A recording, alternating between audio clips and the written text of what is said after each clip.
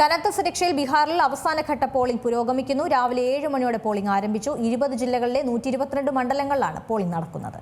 ഡൽഹി സ്ഫോടനത്തിന്റെ പശ്ചാത്തലത്തിൽ പോളിംഗ് ബൂത്തുകളിൽ കനത്ത സുരക്ഷയാണ്. 3.7 കോടി വോട്ടർമാരാണ് വിധിയെഴുതുന്നത്.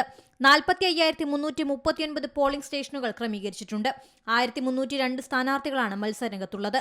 വൈകിട്ട് 5 വരെയാണ് പോളിംഗ്. ഭരണകക്ഷിയായ NDAയും പ്രതിപക്ഷമായ ഇന്ത്യ സഖ്യവും തമ്മിലാണ് മത്സരം. വെസ്റ്റ് ചമ്പാരൻ, ഈസ്റ്റ് ചമ്പാരൻ, സീതാമർഹി, മധുബാനി, സുപോൾ, അരാരിയ, കിഷൻഗഞ്ച് എന്നീ ജില്ലകളിലാണ് വോട്ടെടുപ്പ് നടക്കുന്നത്.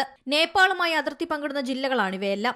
ആദ്യഘട്ടത്തിലേതുപോലെ രണ്ടാം ഘട്ടത്തിൽ മികച്ച പോളിംഗ് നടക്കുമെന്നാണ് രാഷ്ട്രീയ പാർട്ടികളുടെ കണക്കുകൂട്ടൽ.